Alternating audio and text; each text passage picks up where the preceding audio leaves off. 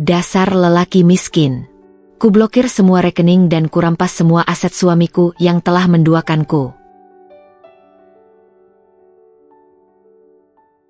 Halo Bunda, semoga Bunda semuanya dalam keadaan sehat dan bahagia ya. Sebelum masuk ke ceritanya, jangan lupa like, komen dan subscribe channel ini ya. Selamat menonton.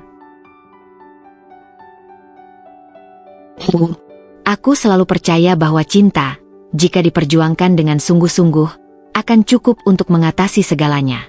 Aku percaya bahwa jika aku mencintai seseorang dengan sepenuh hati, jika aku memberinya segalanya, kesetiaan, pengorbanan, dan dukungan, maka ia akan melakukan hal yang sama. Tapi hidup, seperti biasa, punya cara sendiri untuk mengajarkanku bahwa tidak semua keyakinan pantas dipertahankan.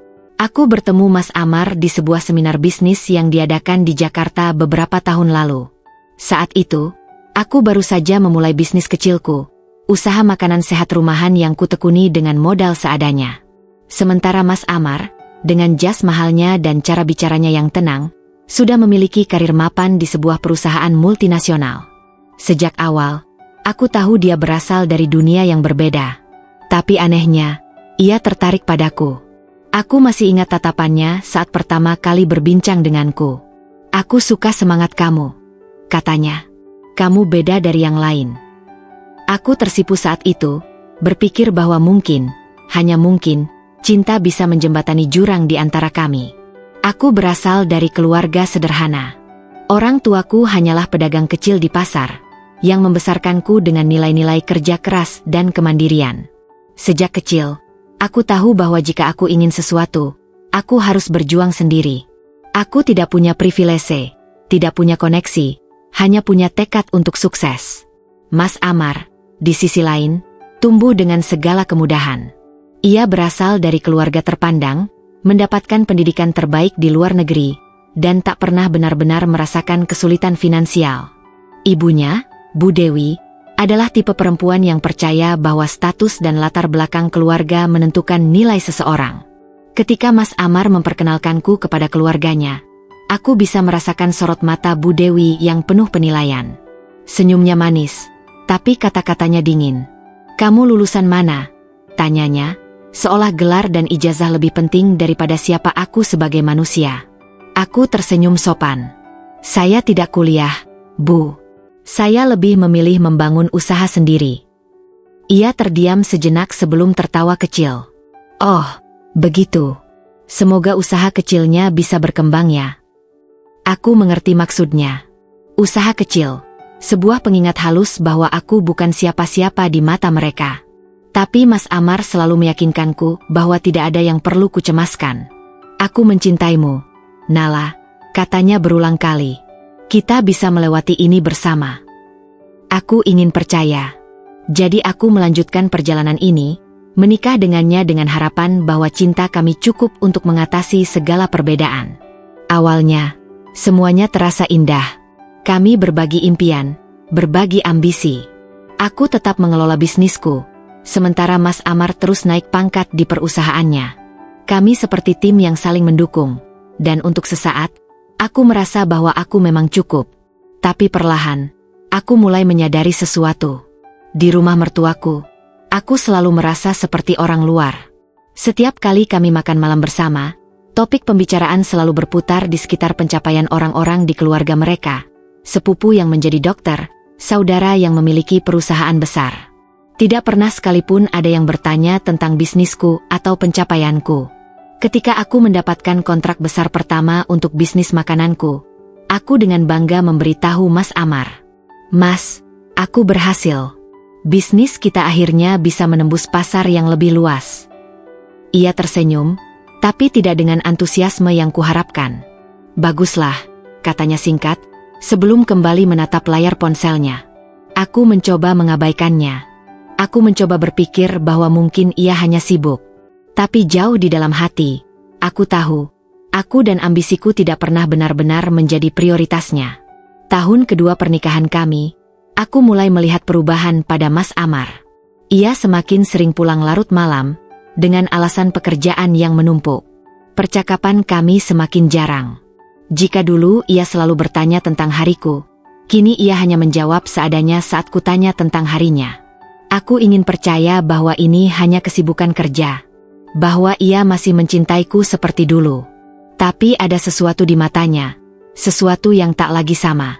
Aku mulai merasa bahwa ada sesuatu yang salah. Tapi aku memilih menutup mata, memilih bertahan pada keyakinan bahwa cinta kami masih cukup kuat. Pernikahan kami masih terlihat baik-baik saja di mata orang lain. Dari luar, kami tampak seperti pasangan harmonis. Aku dengan bisnisku yang terus berkembang, Mas Amar dengan karirnya yang semakin cemerlang. Kami menghadiri acara keluarga bersama, menghadiri pernikahan teman-teman, bahkan sesekali mengunggah foto kebersamaan di media sosial. Tapi di balik semua itu, ada kesunyian yang semakin menebal di antara kami. Aku mulai memperhatikan hal-hal kecil yang dulu tidak ada. Dulu, Mas Amar selalu menyempatkan waktu untuk makan malam bersama, mendengarkan cerita-ceritaku tentang bisnis yang kubangun dengan susah payah. Sekarang, ia lebih sering sibuk dengan ponselnya, menjawab pesan atau tersenyum tipis ke layar tanpa menjelaskan kepada siapa ia berbicara. Aku sibuk, Nala, katanya setiap kali aku bertanya. Kerjaanku makin banyak. Aku ingin percaya. Aku ingin meyakinkan diriku bahwa semua ini hanya bagian dari fase pernikahan. Bahwa kesibukan bisa membuat seseorang berubah untuk sementara, bukan untuk selamanya. Tapi jauh di dalam hati, aku tahu ada sesuatu yang tidak beres. Aku mencoba mengingat kapan terakhir kali kami menghabiskan waktu bersama tanpa gangguan. Kapan terakhir kali ia menatapku dengan sorot mata penuh kasih sayang seperti dulu? Kapan terakhir kali ia benar-benar mendengarkan saat aku berbicara? Semakin kupikirkan, semakin aku sadar bahwa jawabannya adalah, sudah lama sekali. Mas Amar sering pulang larut malam, kadang melewatkan makan malam tanpa memberi kabar. Saat kutanya, ia hanya menjawab singkat, tadi lembur di kantor. Awalnya, aku mencoba memahami. Aku juga pernah sibuk dengan bisnisku. Pernah melewati hari-hari panjang tanpa cukup waktu untuk bersantai. Tapi ada sesuatu dalam caranya berbicara, dalam caranya menghindari kontak mata, yang membuatku curiga. Aku mulai memperhatikannya lebih teliti. Parfum yang berbeda menempel di bajunya, padahal ia selalu memakai parfum yang sama sejak kami menikah. Ada malam-malam ketika ia pulang dengan senyum yang tak biasa, senyum yang bukan untukku. Tapi aku menutup mata. Aku tidak ingin berpikir yang buruk. Aku tidak ingin menjadi istri yang paranoid. Suatu sore, aku mengunjungi rumah mertua. Aku jarang ke sana tanpa Mas Amar. Tapi hari itu aku ingin menunjukkan pada Bu Dewi perkembangan bisnisku, berharap bisa sedikit mengubah pandangannya tentangku. Saat aku bercerita tentang pencapaian terbaru bisnisku, ia hanya tersenyum tipis. Baguslah, katanya datar. Aku menunggu, berharap ada kata-kata dukungan yang lebih hangat.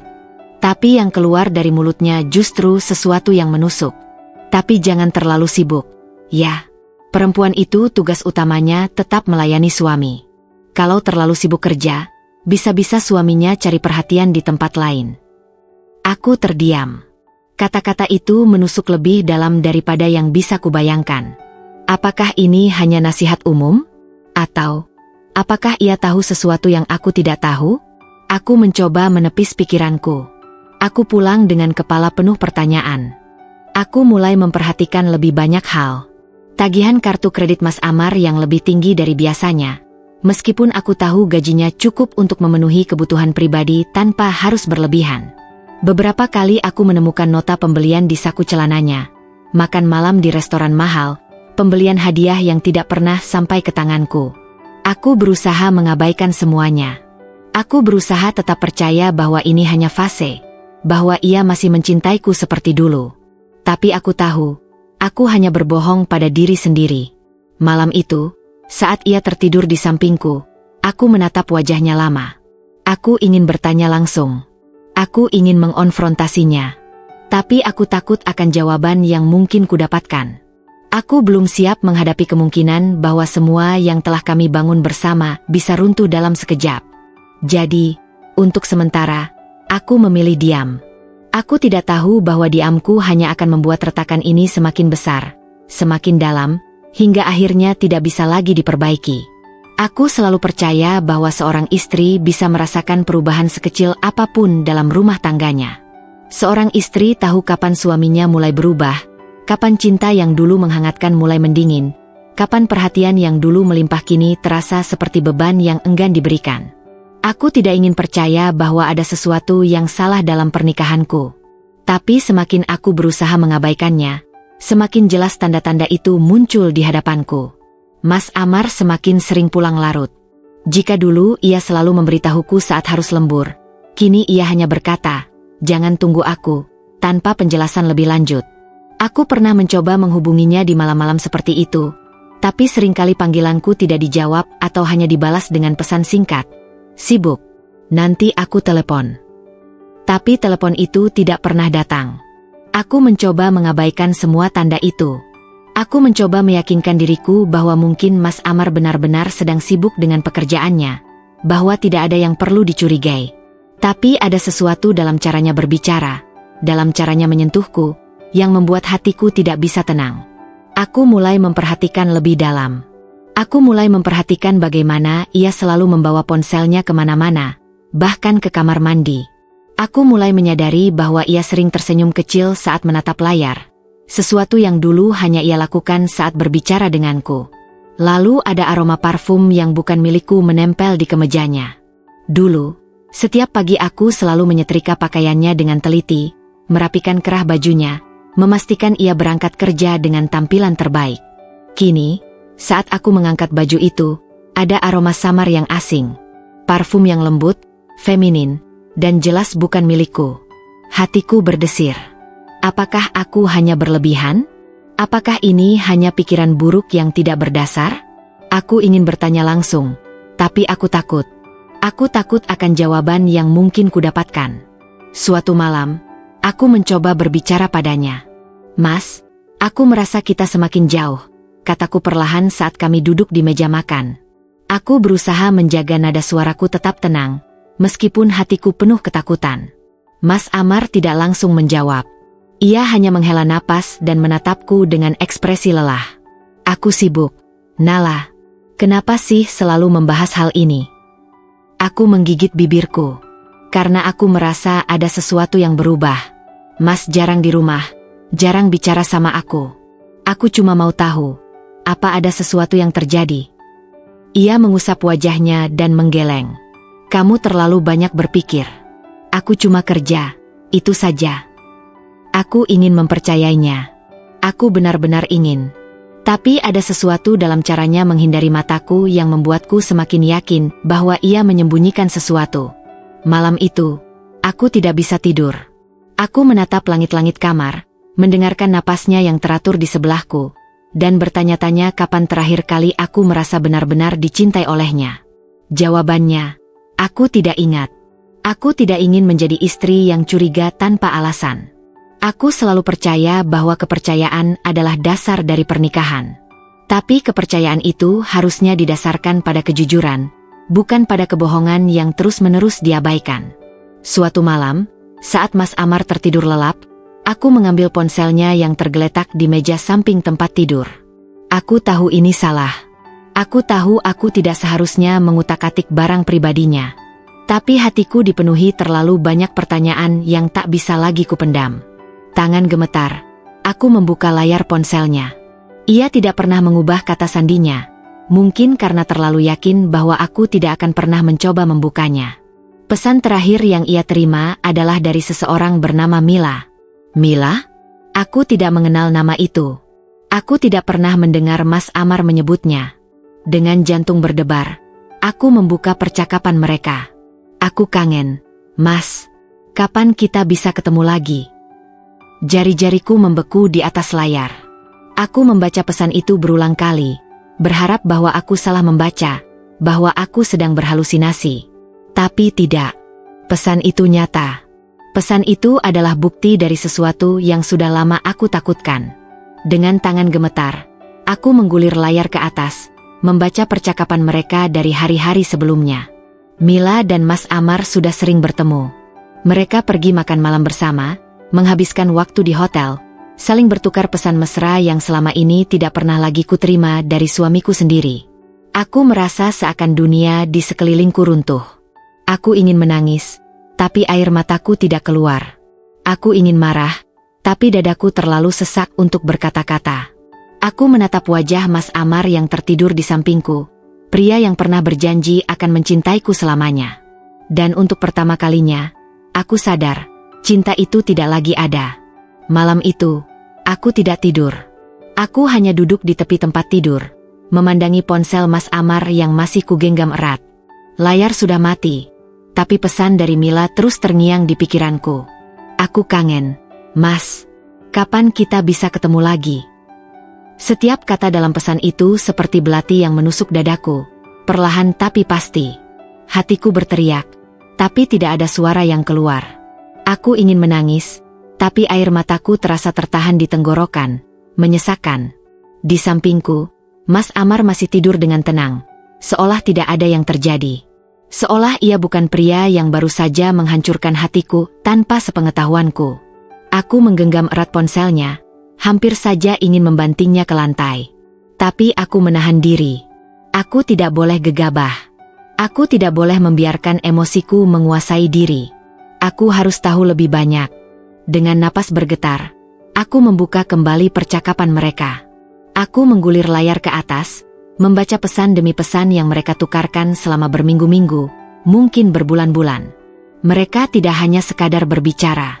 Mereka bertemu diam-diam, makan malam di restoran mahal, pergi ke tempat-tempat yang seharusnya menjadi kenangan untukku dan suamiku, bukan untuk wanita lain. Aku membaca satu pesan yang membuat tubuhku kaku. Terima kasih untuk hadiahnya, Mas. Aku suka sekali gelang ini. Rasanya seperti tanda kalau aku benar-benar milikmu. Hadiah? Gelang? Pikiranku langsung melayang pada tagihan kartu kredit Mas Amar yang belakangan ini membengkak tanpa alasan jelas. Aku sempat bertanya beberapa minggu lalu, tapi ia hanya berkata, "Biasa, urusan kantor." Bohong. Uang itu bukan untuk pekerjaan. Uang itu untuk Mila. Rasa panas menjalar di dadaku. Aku menggigit bibir, mencoba menahan gejolak emosi yang semakin mendidih. Bukan hanya hatiku yang ia hianati, tapi juga kepercayaanku. Bukan hanya cintaku yang ia buang, tapi juga hasil jerih payahku. Aku dan Mas Amar memang memiliki rekening bersama, tapi sebagian besar tabungan di dalamnya adalah hasil kerja kerasku. Bisnisku yang kubangun dari nol, bisnis yang kusematkan di namaku sendiri. Aku mempercayainya untuk berbagi kehidupan, berbagi rezeki, berbagi masa depan. Dan sekarang, ia menggunakan uang itu untuk membiayai perselingkuhannya? Tanganku gemetar. Amarah, sakit hati, dan rasa dikhianati bercampur menjadi satu. Aku menoleh ke arah Mas Amar, yang masih tertidur lelap. Rasanya ingin membangunkannya sekarang juga, menumpahkan semua kemarahanku, menanyakan satu pertanyaan yang terus berputar di kepalaku. Kenapa? Kenapa aku tidak cukup? Kenapa ia memilih wanita lain? Kenapa ia menghancurkan pernikahan kami begitu saja? Tapi aku menahan diri. Aku tidak akan membiarkan emosiku meledak begitu saja. Aku tidak akan membiarkan diriku kehilangan kendali. Jika ia telah merencanakan pengkhianatan ini dengan begitu rapi, maka aku juga harus merencanakan bagaimana aku akan menghadapinya. Aku menaruh kembali ponselnya di meja samping tempat tidur, lalu perlahan berbaring di sampingnya. Malam itu aku tidak tidur, tapi aku tetap berbaring diam di tempat tidur, menunggu fajar tiba. Jantungku masih berdebar kencang, bukan karena cinta, tapi karena kemarahan yang membara. Di sampingku, Mas Amar masih tertidur lelap, tidak menyadari bahwa aku telah menemukan kebohongan yang selama ini ia sembunyikan. Aku ingin sekali membangunkannya saat itu juga, mengonfrontasinya dengan semua bukti di tanganku. Aku ingin melihat ekspresinya saat aku membaca pesan-pesan mesranya dengan Mila di depan wajahnya. Tapi aku tahu, ini bukan saat yang tepat. Aku tidak bisa asal menyerang tanpa persiapan. Aku butuh bukti lebih banyak. Aku butuh rencana yang matang. Maka, saat matahari mulai menyelinap di balik jendela kamar, aku bangkit lebih dulu. Aku menatap suamiku yang masih terlelap, pria yang dulu kucintai dengan sepenuh hati, pria yang kini tak lebih dari seorang pembohong. Aku mengambil napas dalam. Hari ini, aku akan mulai menelusuri jejak pengkhianatannya. Langkah pertama, meneliti keuangan. Sejak awal pernikahan, aku dan Mas Amar memiliki rekening bersama, tapi sebagian besar tabungan yang ada di dalamnya berasal dari bisnisku. Aku selalu percaya bahwa dalam pernikahan tidak boleh ada rahasia, termasuk soal uang. Tapi pagi ini, aku menyadari bahwa aku telah melakukan kesalahan besar dengan membiarkan Mas Amar mengakses keuanganku begitu saja. Aku membuka laptop dan masuk ke akun perbankan kami. Jari-jariku gemetar saat aku mulai memeriksa transaksi terbaru. Aku menggulir halaman demi halaman, membaca setiap rincian transaksi dengan teliti. Lalu di sanalah aku menemukannya, pembelian yang tidak pernah kubuat. Restoran mewah di pusat kota, jumlahnya cukup besar untuk 2 orang. Hotel berbintang, bukan 1, tapi beberapa kali transaksi dalam beberapa bulan terakhir. Perhiasan dan hadiah mahal dari toko yang bahkan aku sendiri belum pernah menerima hadiahnya. Darahku mendidih. Jadi inilah yang Mas Amar lakukan dengan uang kami? Uangku? Aku menghela napas dalam-dalam.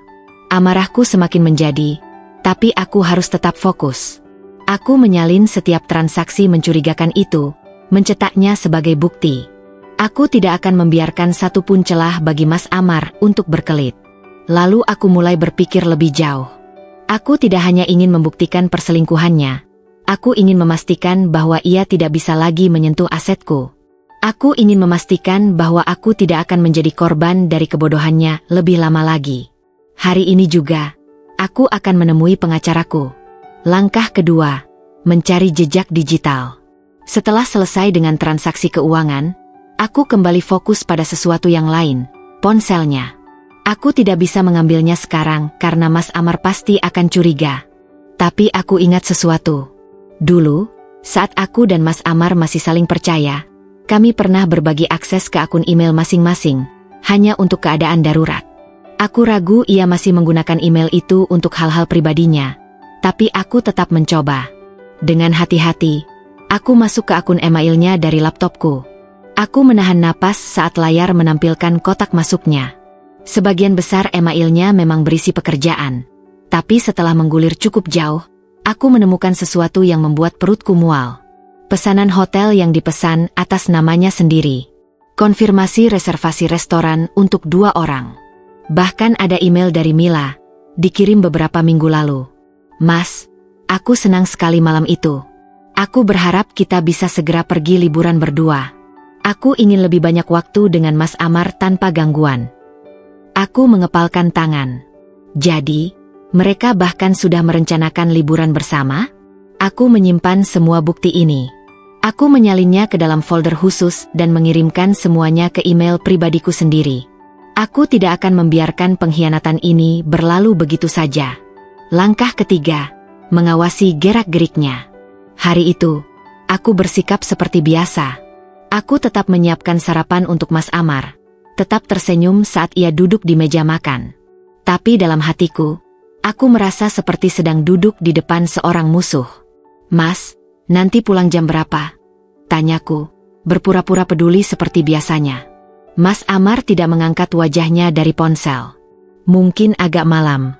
Ada meeting. Meeting. Aku hampir tertawa mendengar kebohongan itu. Aku sudah melihat bukti pemesanan restoran untuk malam ini. Meeting macam apa yang dilakukan di tempat makan mewah bersama wanita lain?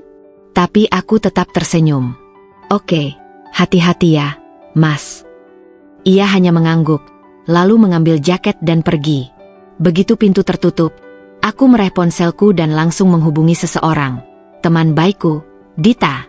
Dita, aku butuh bantuanmu. Suaraku terdengar tegang. Ada apa, Nal? Aku menarik napas panjang. Mas Amar selingkuh bersama perempuan bernama Mila, tetapi aku pura-pura tidak tahu. Aku ingin tahu sejauh mana Mas Amar berbohong. Aku ingin tahu siapa Mila sebenarnya. Aku ingin tahu semuanya. Dita terdiam sejenak. Kamu yakin ingin melakukan ini? 100%. Aku tidak akan membiarkan diriku menjadi wanita bodoh yang hanya menangis dan menerima nasib. Jika Mas Amar berpikir ia bisa mempermainkanku, maka ia telah salah besar. Permainan ini baru saja dimulai. Sejak pagi, pikiranku tidak bisa tenang. Semua bukti yang sudah kukumpulkan semakin jelas menunjukkan bahwa Mas Amar telah mengkhianatiku.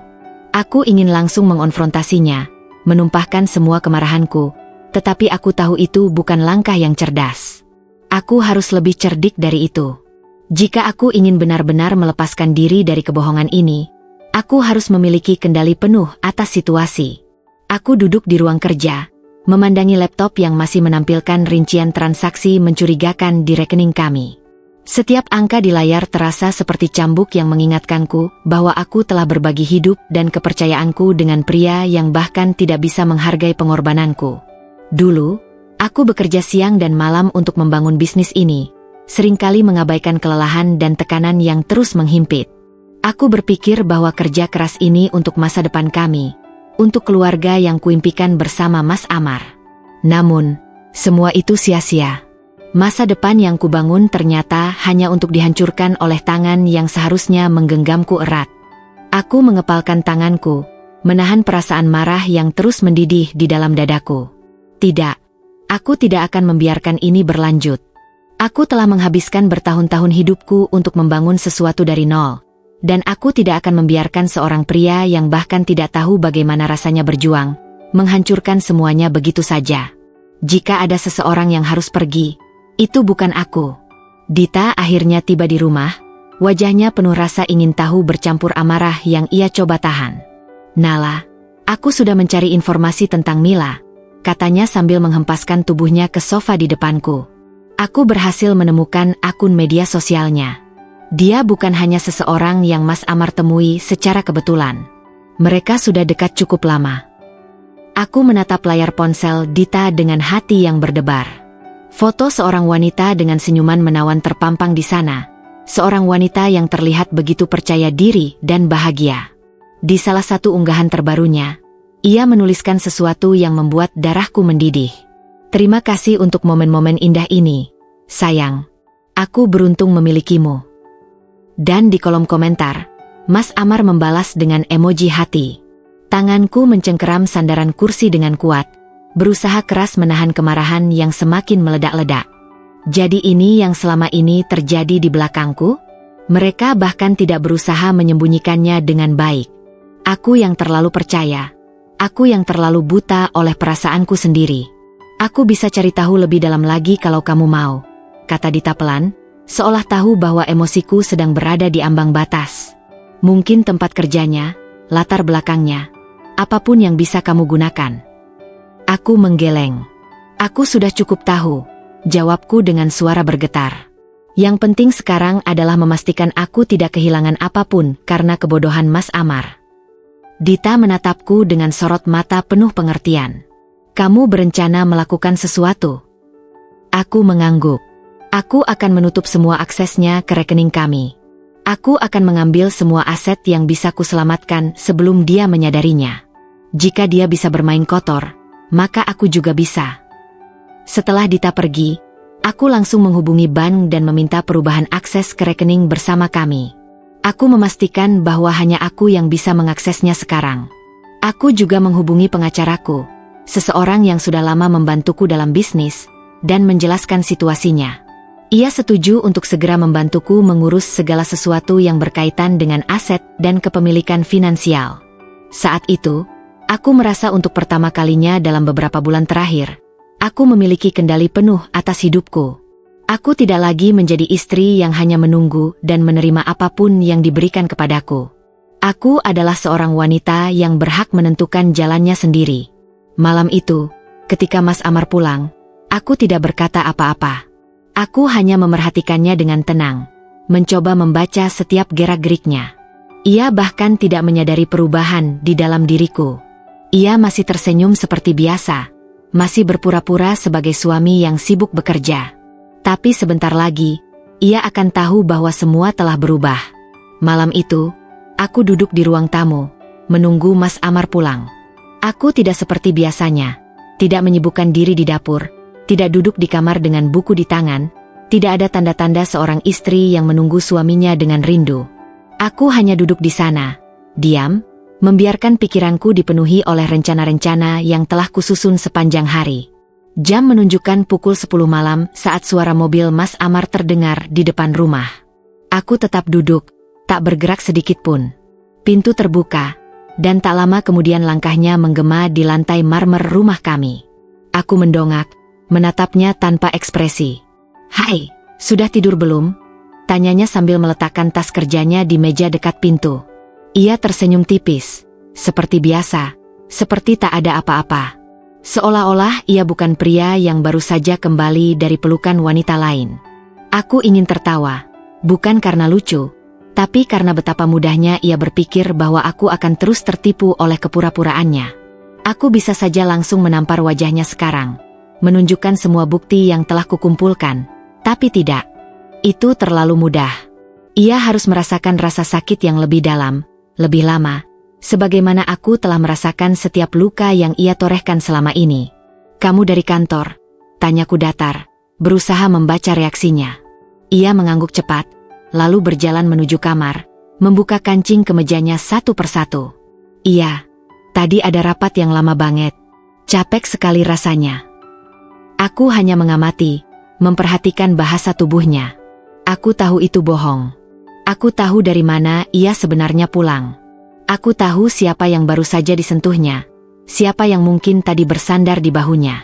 "Kalau capek, mandi dulu sana," ujarku sambil berdiri dari sofa, berjalan melewatinya seolah aku tak peduli. Ia menatapku sekilas, mungkin heran karena aku tidak bertanya lebih jauh seperti biasanya. Biasanya, aku akan mengeluh tentang betapa jarangnya ia pulang lebih awal, atau menuntut perhatian yang semakin jarang ia berikan. Tapi kali ini aku hanya diam. Dan diamku ini lebih berbahaya daripada teriakan atau air mata. Saat ia masuk ke kamar mandi, aku mengambil ponselnya yang tergeletak di atas meja. Aku tidak perlu membuka kuncinya. Aku sudah tahu semua yang perlu aku ketahui. Aku hanya ingin memastikan sesuatu. Aku membuka daftar notifikasi di layar yang masih aktif. Ada satu pesan yang baru masuk dari Mila. "Sudah sampai di rumah?" Aku masih bisa mencium wangi parfummu di bajuku. Mataku menatap tajam tulisan itu. Jadi dia bahkan tidak repot-repot mengganti bajunya sebelum pulang kepadaku? Begitu rendahnya aku di matanya? Aku menahan napas, menekan rasa marah yang hampir meledak di dadaku. Aku harus tetap tenang. Aku harus tetap bermain dalam peranku. Aku menaruh kembali ponselnya di tempat semula sebelum ia keluar dari kamar mandi. Aku menunggu sampai ia benar-benar tertidur sebelum akhirnya mengambil langkah selanjutnya. Aku mengambil laptopku, masuk ke akun bank kami, dan memastikan bahwa aksesnya telah benar-benar tertutup untuknya. Aku melihat saldo yang ada di dalamnya, hasil kerja kerasku, uang yang selama ini kusebut sebagai bagian dari kehidupan bersama. Tapi itu sebelum aku tahu bahwa kehidupan bersama yang ia maksud ternyata melibatkan orang lain. Satu persatu, aku memindahkan dananya ke rekening pribadiku. Aku juga memastikan bahwa semua aset yang terdaftar atas namaku tidak bisa disentuh olehnya. Tidak ada lagi ruang untuknya mengambil keuntungan dariku. Aku tidak akan membiarkan lelaki yang mengkhianatiku menikmati hasil dari kerja keras yang bahkan tidak pernah ia hargai. Saat semua sudah beres, aku menutup laptopku dan menatap ke arah tempat tidur. Mas Amar masih tidur dengan damai, tidak sadar bahwa dunia yang selama ini ia pikir aman, akan segera runtuh di hadapannya. Aku tersenyum kecil. Ia mungkin berpikir bahwa ia telah menang, bahwa ia bisa terus berbohong tanpa konsekuensi. Tapi sebentar lagi, ia akan menyadari bahwa aku bukan wanita yang bisa dipermainkan seenaknya. Aku telah menyiapkan perangkap, dan saat waktunya tiba, ia akan jatuh ke dalamnya tanpa bisa keluar lagi. Aku berbaring di tempat tidur, menatap langit-langit dengan perasaan yang begitu berbeda dari sebelumnya. Tidak ada lagi kesedihan yang menyesakkan dada, tidak ada lagi keraguan yang membelenggu. Yang tersisa hanya tekad. Besok, semuanya akan mulai berubah. Pagi itu, aku terbangun lebih awal dari biasanya. Bukan karena aku harus menyiapkan sarapan untuk Mas Amar seperti yang selalu kulakukan selama bertahun-tahun, tetapi karena hari ini adalah awal dari akhir segalanya. Aku membuka mata dan menatap langit-langit kamar, menyadari betapa sunyinya rumah ini meskipun aku masih berbagi tempat tidur dengan seseorang yang dulu kusebut suami. Ada perasaan asing di dadaku, bukan kesedihan, bukan lagi kemarahan yang membara, tetapi sebuah ketenangan yang datang ketika seseorang akhirnya mengambil keputusan yang tepat.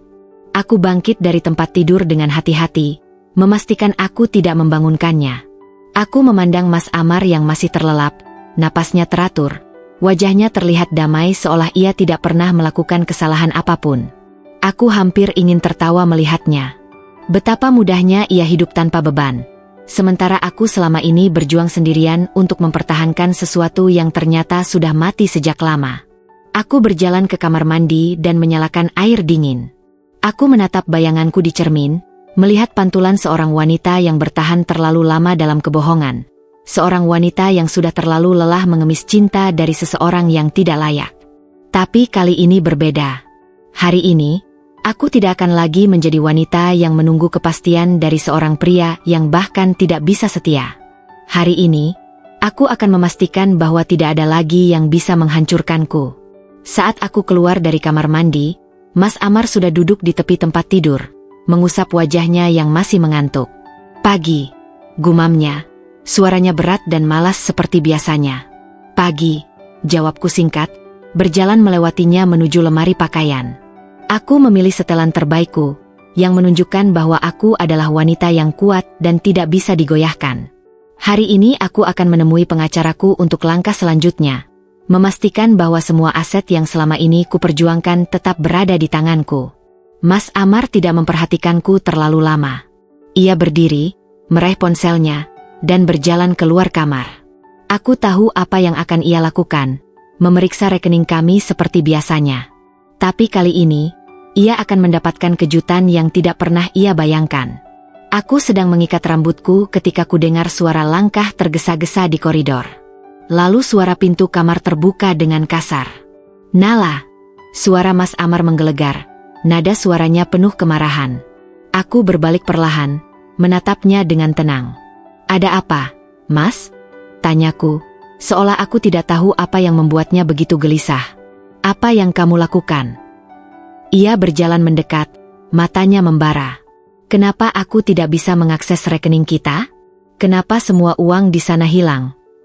Aku mengangkat alisku, berpura-pura terkejut. "Hilang? Ah, maksud Mas Amar, rekening yang selama ini sebagian besar isinya berasal dari bisnisku." Aku mendekat, menatapnya tajam. "Yang selama ini Mas Amar gunakan untuk makan malam di restoran mewah, hotel berbintang, dan hadiah untuk..." "Siapa namanya?" "Mila." Wajahnya berubah. Sekejap, aku bisa melihat ketakutan di matanya sebelum ia kembali mencoba mengendalikan ekspresinya. "Nala, jangan bercanda. Itu uang kita. Aku juga berhak menggunakannya." Aku tertawa kecil, suara yang lebih mirip ejekan daripada ekspresi kebahagiaan. "Uang kita?" Mas Amar bahkan tidak pernah menyumbangkan 1 rupiah pun ke dalam rekening itu. "Semua itu uangku. Uang yang kuhasilkan dari kerja kerasku. Dan sekarang, aku hanya mengambil kembali apa yang memang menjadi hakku." Mas Amar menggertakkan giginya, jelas tidak menyangka bahwa aku bisa melakukan hal seperti ini. Selama ini, ia menganggapku hanya sebagai istri yang bisa ia kendalikan, yang akan terus memberikan segalanya tanpa pertanyaan.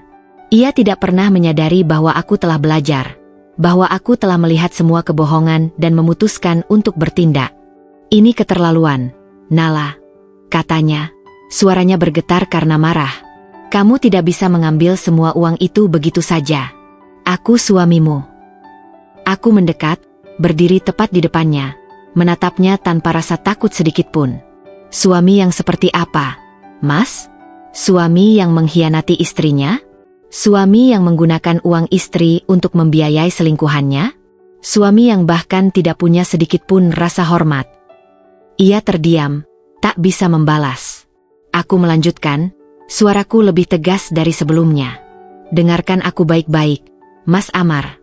Aku sudah menutup semua aksesmu ke rekening itu. Aku juga sudah memastikan bahwa aset-aset yang selama ini kita miliki tidak bisa disentuh olehmu. Mulai hari ini, kamu tidak akan bisa menggunakan uangku untuk bermain-main dengan wanita lain. Jika kamu ingin tetap hidup mewah, silakan cari cara sendiri." Wajahnya merah padam, tinjunya mengepal di sisi tubuhnya. Aku bisa melihat kemarahannya, tetapi aku tidak peduli. Untuk pertama kalinya dalam hidupku, aku merasa bebas. Aku merasa memiliki kendali penuh atas hidupku, dan aku tidak akan membiarkan siapapun mengambil itu dariku lagi. Aku meraih tas dan ponselku, bersiap untuk pergi. Mas Amar masih berdiri di tempat yang sama, jelas masih mencoba memahami apa yang baru saja terjadi. "Kemana kamu mau pergi?" tanyanya akhirnya, suaranya sedikit melemah. Aku tersenyum tipis. "Aku ada urusan," jawabku. Sebuah pertemuan penting yang akan memastikan bahwa aku tidak lagi terikat pada seseorang yang tidak layak mendapatkan kepercayaanku. Aku berjalan melewatinya tanpa menoleh ke belakang. Saat aku keluar dari rumah, aku merasakan udara pagi yang segar menyapu wajahku. Ada sesuatu yang berbeda kali ini, sebuah perasaan ringan, seperti beban besar telah terangkat dari pundakku. Aku tahu ini belum berakhir. Masih ada hal-hal yang harus kuselesaikan. Tapi satu hal yang pasti, aku tidak akan pernah lagi menjadi wanita yang dipermainkan. Aku tidak akan pernah lagi membiarkan seseorang merampas apa yang menjadi milikku. Hari ini adalah awal dari kebebasanku. Aku melangkah keluar dari rumah dengan dada yang masih berdegup kencang. Bukan karena takut, bukan karena cemas, tapi karena adrenalin yang mengalir deras di dalam diriku. Aku telah menyiapkan diri untuk ini, telah merancang semuanya dengan hati-hati. Namun, menghadapi Mas Amar secara langsung dan melihat reaksinya saat mengetahui bahwa ia telah kehilangan akses ke uangku memberikan kepuasan tersendiri. Mobilku melaju pelan di jalanan kota yang masih diselimuti pagi. Aku menarik napas panjang, mencoba menghilangkan sisa-sisa amarah yang masih menggumpal di dadaku. Hari ini aku punya janji penting dengan pengacaraku.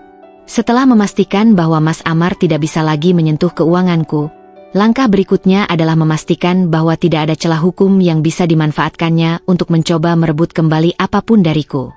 Selama ini, aku terlalu baik. Aku terlalu percaya bahwa pernikahan kami adalah tentang berbagi, tentang saling mendukung. Aku tidak pernah berpikir untuk melindungi diri dari orang yang seharusnya menjadi pasanganku sendiri. Tapi sekarang aku tahu lebih baik. Mas Amar bukanlah pasangan, bukan mitra, bukan seseorang yang bisa kuandalkan. Ia adalah musuh yang selama ini hidup di dalam rumahku sendiri, menggerogoti hasil kerja kerasku sedikit demi sedikit, berpura-pura mencintaiku sambil berbagi tubuh dan waktunya dengan wanita lain. Aku merasakan sesuatu yang aneh di dalam diriku, bukan kesedihan, bukan kemarahan, tetapi kekuatan. Aku sudah tidak menangisi pengkhianatannya lagi. Aku tidak ingin membuang waktu untuk merenungi apa yang telah ia lakukan. Aku hanya ingin memastikan bahwa kejatuhannya akan sebanding dengan luka yang ia tinggalkan di hatiku. Setibanya di kantor pengacara, aku langsung disambut oleh Pak Reza, pengacara yang telah bekerja denganku sejak awal membangun bisnis ini.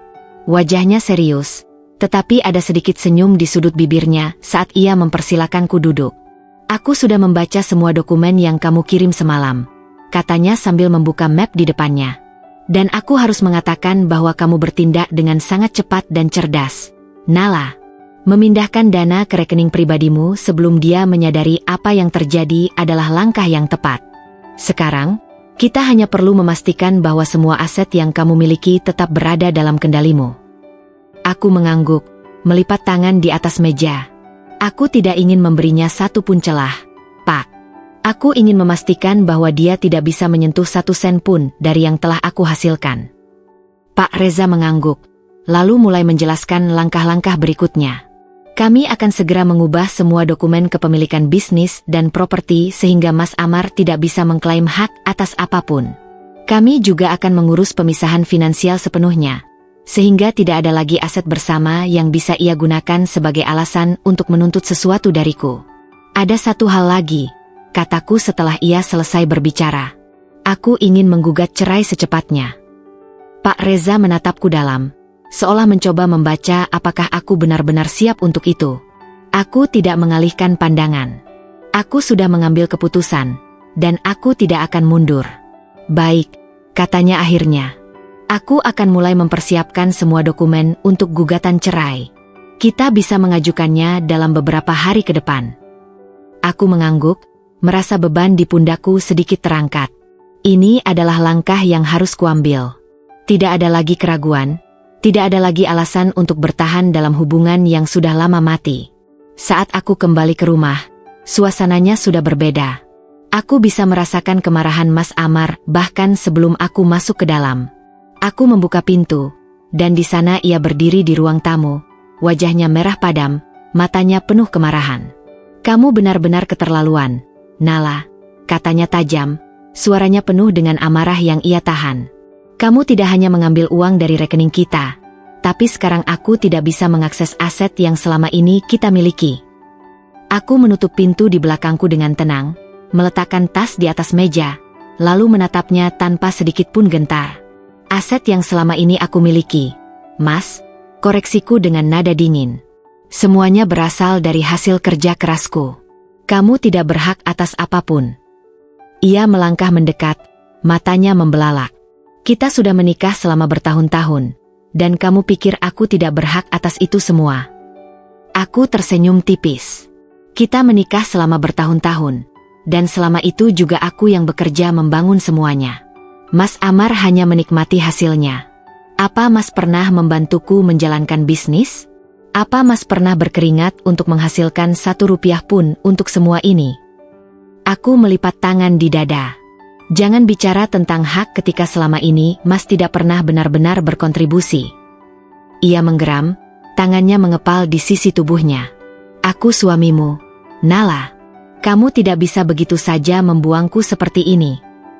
Aku menggeleng pelan, menatapnya dengan penuh rasa iba, bukan karena aku kasihan padanya, tapi karena aku melihat betapa menyedihkannya pria yang berdiri di hadapanku. Justru karena aku tidak ingin menjadi wanita bodoh yang terus dibohongi dan dimanfaatkan, aku harus membuangmu, Mas. Aku sudah cukup lama membiarkan diriku tertipu, dan sekarang saatnya aku mengambil kembali hidupku. Aku bisa melihat ia kehilangan kata-kata. Ia tidak pernah membayangkan bahwa aku akan melakukan ini, bahwa aku akan memiliki keberanian untuk melawannya. Selama ini, ia selalu berpikir bahwa aku hanya akan menangis dan memohon agar ia berubah. Tapi itu tidak akan terjadi. "Aku akan menggugat cerai," kataku akhirnya, suaraku tenang tetapi tegas. "Dan aku tidak peduli apa yang akan Mas lakukan setelah ini. Aku hanya ingin Mas keluar dari hidupku." Wajahnya memucat, seolah baru saja ditampar oleh kenyataan yang begitu pahit. Aku tahu ini baru awal dari pertarungan panjang, tapi aku sudah siap. Apapun yang akan ia lakukan setelah ini, aku tidak akan mundur. Aku berbalik dan berjalan menuju kamar, meninggalkannya berdiri di sana dengan kemarahan dan kepanikan yang bercampur di wajahnya. Aku tersenyum kecil. Perang ini baru saja dimulai, tapi aku tahu siapa yang akan menang pada akhirnya. Malam itu, aku duduk di meja kerja di kamarku, menatap layar laptop yang menampilkan rincian keuangan yang selama ini kupegang. Ada rasa puas yang menjalar di dadaku saat aku melihat semua yang telah kuatur dalam beberapa hari terakhir. Tidak ada lagi celah yang bisa digunakan Mas Amar untuk mengambil keuntungan dariku. Aku telah menutup aksesnya ke semua rekening yang berisi dana hasil kerja kerasku. Aku telah membekukan kartu tambahan yang selama ini ia gunakan untuk berfoya-foya. Dan yang terpenting, aku telah memastikan bahwa semua aset yang selama ini kubangun tetap berada dalam kendaliku. Aku menarik napas panjang dan menyandarkan tubuh ke kursi. Pikiranku melayang ke masa lalu, ke saat aku pertama kali bertemu Mas Amar. Ia adalah pria yang tampak sempurna, berpendidikan tinggi, penuh perhatian, dan selalu tahu cara membuatku merasa istimewa. Aku jatuh cinta padanya karena ia memberiku mimpi tentang kehidupan yang lebih baik, tentang masa depan yang penuh cinta dan kebahagiaan. Tapi ternyata, semua itu hanya ilusi. Aku membuka folder di laptopku yang berisi dokumen kepemilikan properti dan bisnis. Semua sudah diubah atas namaku sepenuhnya. Aku juga telah berkonsultasi dengan Pak Reza untuk memastikan bahwa tidak ada celah hukum yang bisa dimanfaatkan Mas Amar untuk mengklaim hak atas apapun. Tidak ada lagi ruang bagi kelicikannya.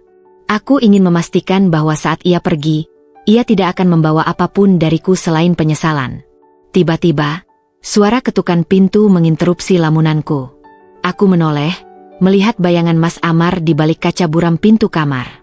Aku tidak mengundangnya masuk, tetapi ia tetap mendorong pintu dan berdiri di ambang pintu dengan wajah yang masih menyimpan amarah dari pertengkaran kami sebelumnya. "Apalagi, Mas?" tanyaku dingin, kembali menatap layar laptopku seolah kehadirannya tidak penting bagiku. Aku baru pulang dari bank, katanya, suaranya lebih tenang daripada sebelumnya, tapi aku bisa merasakan ketegangan di balik nada bicaranya. Mereka bilang aku tidak bisa mengakses rekening kita. Aku tersenyum tipis. Mereka benar. Ia melangkah masuk lebih jauh, ekspresinya campuran antara frustrasi dan tidak percaya. Jadi kamu benar-benar memblokir semua aksesku? Aku menutup laptopku dan bersandar ke kursi, menatapnya tanpa sedikit pun rasa takut. Mas Amar, aku hanya mengambil kembali apa yang memang menjadi milikku. Uang yang ada di rekening itu bukan hasil kerja keras Mas. Itu uang yang aku dapatkan dari bisnisku, dari perjuanganku selama bertahun-tahun. Kenapa Mas merasa berhak atas sesuatu yang bahkan Mas tidak pernah usahakan? Ia mendengus marah. Kita menikah, Nala. Apa kamu lupa kalau harta dalam pernikahan itu milik bersama? Aku tertawa kecil, suara yang lebih mirip ejekan. Kalau memang Mas berpikir seperti itu, lalu di mana tanggung jawab Mas dalam membangun semua ini? Mas selalu sibuk dengan pekerjaan Mas, dengan ambisi Mas sendiri, tanpa pernah benar-benar membantu membangun bisnis ini. Dan sekarang, setelah aku bekerja keras selama bertahun-tahun, Mas pikir Mas bisa datang dan mengambil semuanya begitu saja?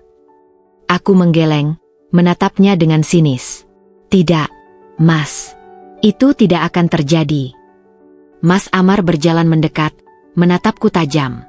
Kamu tidak bisa melakukan ini, Nala. Aku berdiri, menyamakan tinggi badan kami. Aku sudah melakukannya, Mas. Aku sudah memastikan bahwa tidak ada lagi yang bisa Mas ambil dariku. Aku mengambil dokumen dari meja dan meletakkannya di depan Mas Amar. Ini adalah bukti bahwa semua aset atas namaku. Rumah ini, bisnis ini, semuanya. Mas tidak punya hak atas apapun. Jika Mas masih berpikir bisa mengambil sesuatu dariku, silakan coba gugat. Aku sudah siap. Mas Amar menatap dokumen itu, matanya bergerak cepat membaca setiap kata. Aku bisa melihat rahangnya mengencang, tangannya mengepal di sisi tubuhnya. Ia tidak menyangka aku akan sejauh ini dalam melindungi diriku sendiri. Kamu pikir ini akan membuatmu menang? Gumamnya akhirnya, suaranya rendah tetapi penuh amarah yang ia tahan. Aku tersenyum dingin. Ini bukan soal menang atau kalah, Mas. Ini tentang memastikan bahwa aku tidak lagi dimanfaatkan oleh seseorang yang tidak tahu arti kesetiaan dan rasa hormat. Ia menghela napas panjang, mengusap wajahnya dengan frustrasi. Jadi ini akhirnya, ya? Kamu benar-benar ingin mengakhiri semuanya? Aku mengangguk. Sudah berakhir sejak lama, Mas. Aku hanya memastikan bahwa aku tidak meninggalkan apapun untukmu yang bisa membuatmu tetap nyaman setelah semua yang kamu lakukan. Ia tertawa sinis, tetapi aku bisa melihat kepanikan di matanya. Kamu pikir hidup akan lebih mudah tanpa aku? Aku mendekat, menatap matanya tanpa ragu. Aku tahu hidupku akan jauh lebih baik tanpa Mas. Aku mengambil ponsel dari meja dan membuka aplikasi perbankan. Dengan beberapa ketukan jari, aku memastikan bahwa semua akses yang masih mungkin digunakan Mas Amar telah ditutup. Aku juga mengirim pesan kepada pengacaraku untuk mempercepat proses hukum yang sedang berjalan. Aku ingin semuanya berakhir secepat mungkin. Mas Amar masih berdiri di sana, melihatku dengan ekspresi yang sulit diartikan. Mungkin ia akhirnya menyadari bahwa aku bukan lagi wanita yang bisa ia kendalikan. Bahwa aku bukan lagi seseorang yang akan memohon dan menangis untuk mempertahankan pernikahan yang sudah hancur. Silakan cari cara sendiri untuk bertahan, Mas, kataku, menatapnya dengan datar. Karena mulai sekarang, aku tidak akan lagi menjadi sumber kenyamananmu. Ia tidak menjawab. Aku bisa melihat ada 1000 kata yang ingin ia ucapkan, tetapi semuanya tertahan di tenggorokannya. Aku tahu ini baru permulaan. Ia tidak akan menyerah begitu saja. Tapi aku sudah siap. Aku sudah kehilangan cukup banyak waktu untuk seseorang yang tidak pantas. Sekarang, aku hanya akan bergerak maju. Dan aku akan memastikan bahwa kali ini, aku yang memegang kendali penuh atas hidupku. Pagi itu, aku duduk di ruang tamu dengan secangkir kopi di tangan, menatap keluar jendela. Udara segar dan cahaya matahari pagi seharusnya memberiku ketenangan, Tetapi di dalam rumah ini masih ada bayangan yang mengganggu pikiranku. Bayangan seseorang yang seharusnya tidak lagi berada di sini. Mas Amar masih ada di rumah, meski aku sudah menegaskan bahwa tidak ada lagi tempat untuknya. Ia masih berusaha bertahan, berpikir bahwa aku akan berubah pikiran, bahwa aku akan membiarkannya tetap bergantung padaku seperti selama ini. Aku tidak akan membiarkan itu terjadi. Sejak aku menutup semua akses keuangan dan menyita aset yang dulunya bisa ia manfaatkan, sikapnya semakin tidak stabil. Kadang ia mencoba bersikap manis, membujukku dengan kata-kata lembut yang dulu mungkin bisa membuatku luluh. Kadang ia meledak dalam kemarahan, meneriakkan ketidakadilannya, seolah akulah yang mengkhianati pernikahan ini. Tapi aku tidak goyah. Aku hanya menatapnya dengan dingin setiap kali ia mencoba mendekat, membiarkan kenyataan perlahan menghantamnya dengan keras. Hari ini aku telah mengambil keputusan final. Aku tidak bisa terus hidup dalam situasi yang penuh ketegangan seperti ini. Mas Amar harus pergi, dan aku tidak akan membiarkan rasa kasihan atau kenangan lama mengubah keputusanku. Aku mengangkat ponsel dan menghubungi pengacaraku. Pak Reza. Pak, saya ingin memastikan bahwa Amar benar-benar tidak punya hak untuk tinggal di rumah ini lagi, kataku tegas. Di ujung telepon, Pak Reza terdengar berpikir sejenak sebelum menjawab. Secara hukum, karena rumah ini sepenuhnya atas nama Anda dan tidak termasuk dalam aset bersama, Anda memiliki hak penuh untuk memintanya pergi. Jika dia menolak, kita bisa mengambil jalur hukum lebih lanjut. Aku mengangguk meski ia tidak bisa melihatku. Baik, kalau begitu saya akan segera menegaskan ini kepadanya. Saya ingin ini berakhir secepat mungkin. Setelah menutup telepon, aku menarik napas dalam-dalam. Aku tahu ini akan menjadi pertarungan terakhir, pertempuran terakhir sebelum aku benar-benar bebas. Siang itu, saat Mas Amar pulang, aku sudah duduk menunggunya di ruang tamu. Wajahnya tampak lelah, mungkin karena hari-hari terakhirnya yang penuh tekanan. Tanpa akses keuangan dariku, ia harus mencari cara lain untuk mempertahankan gaya hidupnya yang terbiasa dengan kenyamanan. Aku tidak peduli. Itu bukan lagi urusanku. Aku meletakkan secari kertas di atas meja di hadapannya. Ini adalah surat pemberitahuan resmi dari pengacara, kataku tanpa basa-basi. Mas harus pergi dari rumah ini dalam waktu 1 minggu. Ia menatapku dengan ekspresi yang sulit diartikan, antara keterkejutan dan kemarahan. Kamu serius, Nala? Aku bersandar ke sofa, menyilangkan tangan di dadaku. Sangat serius. Aku sudah terlalu lama membiarkan Mas ada di sini. Sekarang, aku ingin hidupku kembali tanpa bayangan Mas di dalamnya. Ia menggeleng pelan, tertawa sinis. Kamu benar-benar sudah berubah. Aku tidak mengenali perempuan yang ada di depanku sekarang. Aku tersenyum tipis. Mungkin karena selama ini Mas tidak pernah benar-benar mengenalku. Ia membanting tangannya ke meja, membuat cangkir kopiku sedikit bergetar. Kamu pikir kamu bisa mempermainkanku seperti ini? Kamu pikir kamu bisa membuang aku begitu saja setelah semua yang kita lalui bersama? Aku tidak gentar. Aku telah melihat semua sisi dirinya. Sisi manis yang dulu membuatku jatuh cinta, dan sisi gelap yang akhirnya menghancurkan segalanya. Aku sudah kebal terhadap emosinya.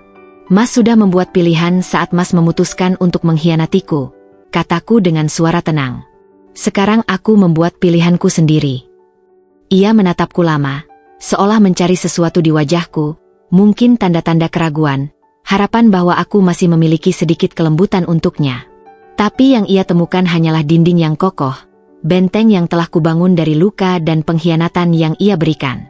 Setelah beberapa detik yang terasa seperti selamanya, ia menghembuskan napas panjang, lalu berdiri. Baik, aku akan pergi, katanya akhirnya. Tapi aku bisa mendengar ancaman tersirat dalam suaranya. Tapi jangan pikir ini sudah selesai, Nala. Aku hanya tersenyum, menatapnya dengan penuh kepastian. Setelah Mas Amar pergi ke kamar, aku akhirnya bisa menarik napas lega. Ini adalah langkah terakhir yang harus kuambil untuk benar-benar melepaskan diri darinya. Aku tidak lagi merasa takut akan kehilangannya, karena sejatinya, aku sudah kehilangan sosok pria yang pernah kucintai sejak lama.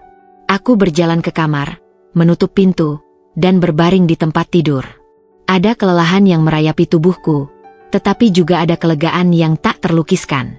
Untuk pertama kalinya dalam waktu yang lama, aku merasa seperti diriku sendiri lagi. Aku tahu ini belum sepenuhnya berakhir.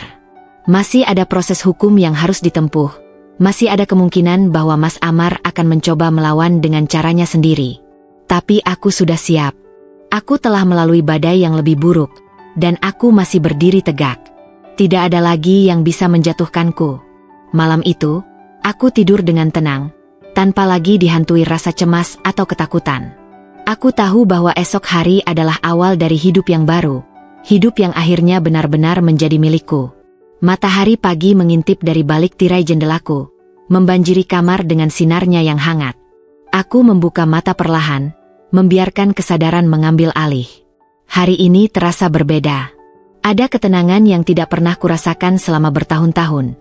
Seolah beban yang selama ini menghimpit dadaku akhirnya terangkat. Kemarin, Mas Amar benar-benar pergi. Aku mendengar suara langkahnya di lorong, suara koper yang ia seret menuruni tangga, dan akhirnya, suara pintu yang tertutup dengan tegas. Aku tidak turun untuk melihatnya pergi. Aku tidak perlu mengucapkan selamat tinggal. Sudah terlalu banyak air mata dan kata-kata yang terbuang sia-sia untuk seseorang yang tidak pernah menghargai perjuanganku. Aku bangkit dari tempat tidur dan berjalan ke jendela, menatap dunia di luar. Dulu, aku akan memulai hariku dengan membuat sarapan untuk Mas Amar, menyiapkan pakaiannya, memastikan segala kebutuhannya terpenuhi sebelum ia berangkat kerja. Kini, rutinitas itu tidak lagi ada. Dan anehnya, aku tidak merasa kehilangan. Aku merasa bebas. Aku mengambil napas dalam-dalam dan menutup mata. Ini adalah awal yang baru. Aku tidak tahu apa yang akan terjadi di masa depan. Tapi untuk pertama kalinya dalam waktu yang lama, aku merasa memiliki kendali penuh atas hidupku. Aku menghabiskan hari itu dengan melakukan sesuatu yang sudah lama kutinggalkan, mengurus diriku sendiri. Aku pergi ke salon, memotong rambutku yang dulu panjang hingga sebahu. Ada sesuatu yang simbolis dalam tindakan itu, seolah aku melepaskan beban dari masa lalu bersama setiap helai rambut yang jatuh ke lantai. Setelah itu, aku berjalan ke butik favoritku dan membeli beberapa pakaian baru. Selama ini, aku selalu memilih pakaian yang sesuai dengan selera Mas Amar, sesuatu yang ia anggap anggun dan pantas untuk seorang istri. Hari ini, aku memilih untuk diriku sendiri. Aku membeli gaun berwarna merah yang dulu selalu kuhindari karena katanya terlalu mencolok. Aku ingin terlihat seperti versi terbaik dari diriku, bukan versi yang ia ciptakan. Saat aku berjalan keluar dari butik, aku merasa seperti orang baru. Tidak ada lagi jejak wanita yang pernah merelakan segalanya untuk seorang pria yang tidak pernah menghargainya. Aku telah berubah, dan aku menyukai perubahan itu. Aku melanjutkan hariku dengan pergi ke kafe kecil di dekat rumah. Dulu, aku sering kesini sebelum menikah, menikmati waktu sendiri dengan secangkir kopi dan buku favoritku. Tapi setelah menikah, kebebasan kecil seperti ini perlahan menghilang. Mas Amar selalu menganggap waktu luangku sebagai waktu yang seharusnya dihabiskan bersamanya atau untuk mengurus rumah. Hari ini, aku kembali ke kebiasaan lamaku, dan rasanya seperti menemukan bagian dari diriku yang telah lama hilang. Aku duduk di sudut kafe, menyesap kopi perlahan sambil menikmati suasana sekitar. Tidak ada telepon yang mengganggu, tidak ada pesan dari Mas Amar yang menanyakan di mana aku atau dengan siapa aku pergi. Aku benar-benar sendiri, dan untuk pertama kalinya, aku menyadari bahwa kesendirian ini bukanlah sesuatu yang menakutkan. Justru, ini adalah kebebasan yang selama ini aku dambakan. Malamnya, aku kembali ke rumah yang terasa lebih sunyi dari biasanya. Aku menyalakan lampu-lampu kecil di ruang tamu, menciptakan suasana yang hangat dan menenangkan. Aku duduk di sofa dengan secangkir teh di tangan, membiarkan pikiranku mengembara. Meskipun aku merasa bebas, aku tahu masih ada luka yang tersisa. Rasa sakit akibat pengkhianatan Mas Amar tidak akan hilang begitu saja dalam semalam. Ada momen-momen ketika aku masih bisa mendengar suaranya di kepalaku, mengingat kembali semua janji yang pernah ia ucapkan. Ada saat-saat ketika aku masih merasa marah, bukan hanya pada dirinya tetapi juga pada diriku sendiri, karena telah membiarkan semuanya terjadi begitu lama. Tapi aku juga tahu bahwa luka ini akan sembuh. Tidak seperti dulu, aku tidak lagi merasa lemah. Aku tidak lagi menangis karena kepergiannya, Tidak lagi berharap ada cara untuk memperbaiki sesuatu yang sudah hancur. Aku menerima kenyataan bahwa beberapa hal memang harus berakhir agar sesuatu yang lebih baik bisa dimulai. Aku menatap ke sekeliling ruang tamu yang kini terasa lebih luas, lebih damai tanpa kehadiran Mas Amar. Aku memegang cangkir tehku lebih erat dan tersenyum kecil. Aku telah melewati badai, dan aku masih berdiri. Itu sudah cukup untuk saat ini. Sebelum tidur, aku mengambil laptop dan membuka dokumen-dokumen bisnis yang sempat kutinggalkan selama beberapa hari terakhir. Aku masih memiliki banyak hal yang harus dikerjakan, banyak rencana yang harus direalisasikan. Tapi kali ini, aku tidak lagi merasa terbebani. Aku membuka catatan keuanganku dan tersenyum puas.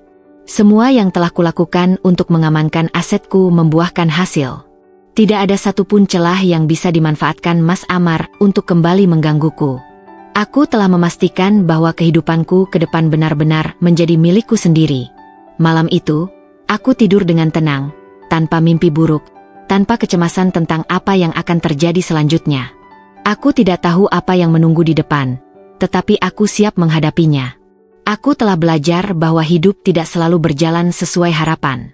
Kadang, orang yang kita cintai bisa menjadi orang yang paling menyakiti kita. Tapi dari semua itu, aku juga belajar sesuatu yang lebih penting, bahwa aku lebih kuat dari yang pernah aku bayangkan.